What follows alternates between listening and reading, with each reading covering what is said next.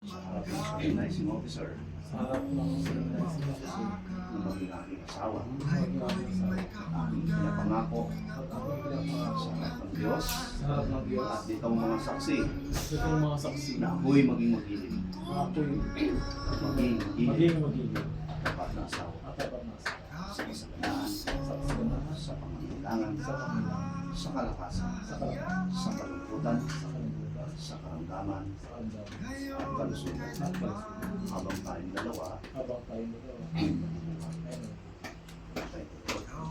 Right, say, sinusunod sa kanyang mga mata habang sinasabi mo ang matagal dito sa English, I, I, yun na, Sandy May Escarga, accept you, accept you, pangalan mo,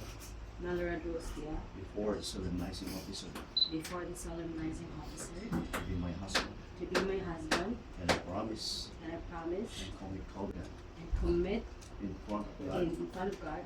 and His witnesses, and His witnesses I will become that I will become a lovable a lovable and faithful wife, and faithful wife, in abundance, in abundance, in needs, in needs, in strength, in strength, in in sorrow, in sorrows, sickness and in health, in sickness, and health, till death do us part. till death do us part. Thank you. Now, groom,